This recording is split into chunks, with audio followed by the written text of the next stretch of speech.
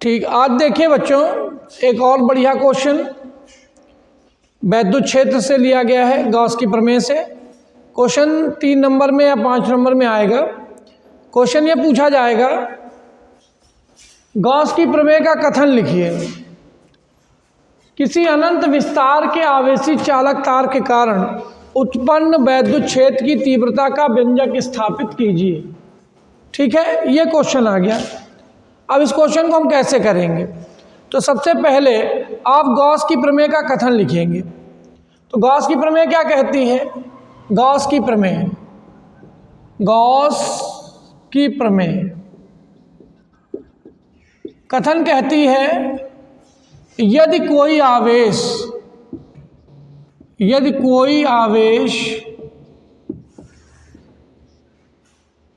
Q किसी पृष्ठ से परिबद्ध हो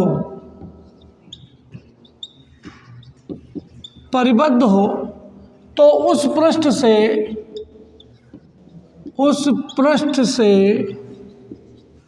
गुजरने वाला कुल वैद्युत फ्लक्स, उस पृष्ठ से गुजरने वाला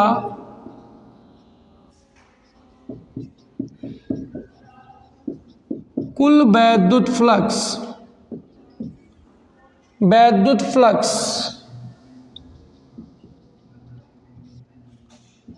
परिबद्ध आवेश का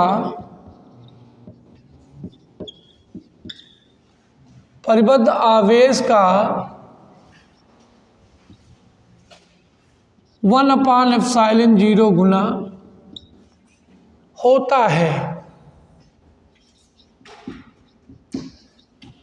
ये इसका स्टेटमेंट है। गॉस की प्रमेय का कथन अगर लिखने के लिए कहेगा तो इस प्रमेय के अनुसार यदि कोई आवेश Q किसी पृष्ठ से परिबद्ध हो तो उस पृष्ठ से गुजरने वाला कुल वैद्युत फ्लक्स परिबद्ध आवेश का 1/ε0 गुना होता है। फ्लक्स को किससे लिखते हैं? φE से। φE बराबर पृष्ठ समाकलन vector E dot vector dA बराबर Q/ε0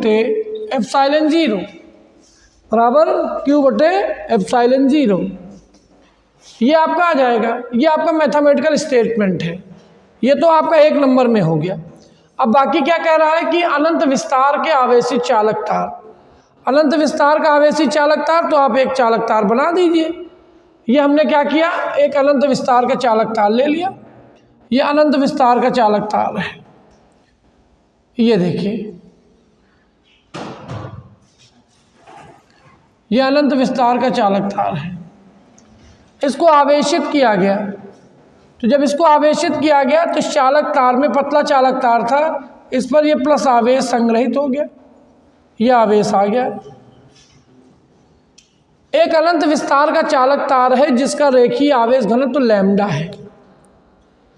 ठीक, तो रेखीय आवेश घनत्व लैम्डा है। इस चालक तार से r दूरी पर, यहाँ r दूरी पर एक बिंदु P ले लिया जहाँ पर हमको वैद्युत क्षेत्र की तीव्रता ज्ञात करनी है।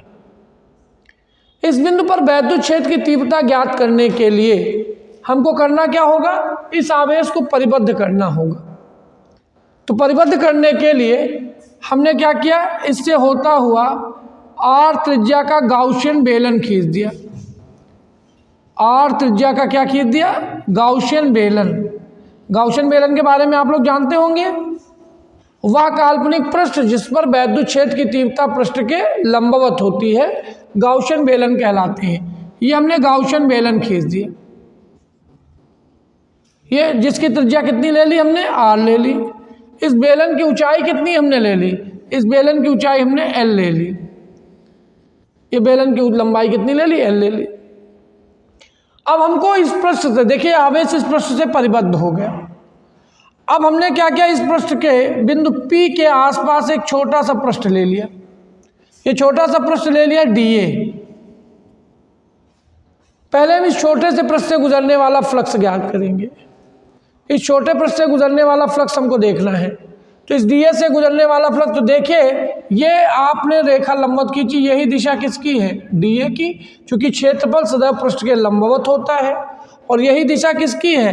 वैद्युत क्षेत्र की तीव्रता E की। ठीक है ना? तो ये हमने खींच दिया। तो यहां पर आप देखोगे अल्प पृष्ठ DA से गुजरने वाला वैद्युत फ्लक्स, इसको लिखने से पहले आपने जो चित्र बनाया है उसका डिटेल लिखेंगे। माना एक अनंत विस्तार का चालक तार है जिसे Q आवेश से आवेशित किया गया है, जिसका आवेश घनत्व, रेखीय आवेश घनत्व लैम्डा है। लैम्डा बराबर किसके होता है? Q/L के। इस चालक तार से r दूरी पर एक बिंदु P है जहां वैद्युत क्षेत्र की तीव्रता ज्ञात करनी है। इस बिंदु पर वैद्युत क्षेत्र की तीव्रता ज्ञात करने के लिए L लंबाई तथा R त्रिज्या का एक गाउसियन बेलन खींचते हैं। माना बिंदु P के आसपास एक अल्प पृष्ठ DA है। ठीक, चित्र से DA तथा वैद्युत क्षेत्र की दिशा एक ही है। अब अल्प पृष्ठ DA से होकर गुजरने वाला वैद्युत फ्लक्स क्या हो जाएगा? d phi E। d phi E बराबर vector E dot vector DA बराबर किसके हो जाएगा? EDA cos 0। या d phi E बराबर किसके हो जाएगा? d phi E बराबर किसके हो जाएगा? EDA, equation 1। इसलिए संपूर्ण गाउसियन पृष्ठ से गुजरने वाला वैद्युत फ्लक्स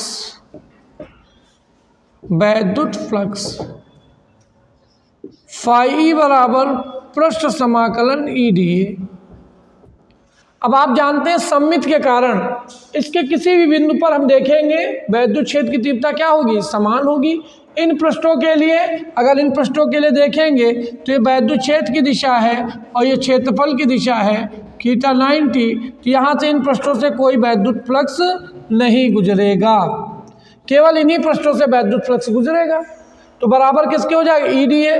तो बराबर E इंटू पृष्ठ समाकलन DA। या phi E बराबर किसके हो जाएगा? phi E बराबर E इंटू बेलन का क्षेत्रफल रख दोगे तो 2 pi RL। इसको समीकरण नंबर 2 दे दीजिए। गॉस की प्रमेय क्या कहती है? गुजरने वाला कुल फ्लक्स परिबद्ध आवेश का 1/ε0 गुना होता है। तो कितना आवेश परिबद्ध है? Q। तो phi E बराबर किसके हो जाएगा? phi E बराबर Q/ε0, इक्वेशन 3। समीकरण 2 तथा 3 से, 2 व 3 से। ठीक है, तो यहाँ पर क्या आ जाएगा? E इंटू 2 pi RL बराबर Q/ε0। E बराबर 1/2 pi ε0 Q/L इंटू R। और Q/L को हम लोग क्या लिख सकते हैं? लैम्डा। तो यहाँ पर क्या आ जाएगा? E बराबर 1/2 pi ε0 λ/R। ठीक है, यही किसी अनंत विस्तार के चालक तार का वैद्युत क्षेत्र की तीव्रता का सूत्र होगा। क्योंकि वैद्युत क्षेत्र एक सदिश राशि है तो इसका सदिश के रूप में वेक्टर E बराबर 1/2 pi ε0 λ/R n कैप। ठीक, अविलंब की दिशा किससे प्रदर्शित करें? एन कैप से। तो यहाँ पर आप देख रहे हो R जैसे जैसे बढ़ रहा वैद्युत क्षेत्र वैसे वैसे घट रही है। अगर हम लोग यहाँ पर ग्राफ प्लॉट करें किसके बीच में? R और E के बीच में, तो आपका ग्राफ कैसा आएगा? आपका ग्राफ ऐसा बनता चला जाएगा। जैसे जैसे R बढ़ता जाएगा आपका E कम होता चला जाएगा। ठीक है, क्लियर हो गया? ठीक है, थैंक यू।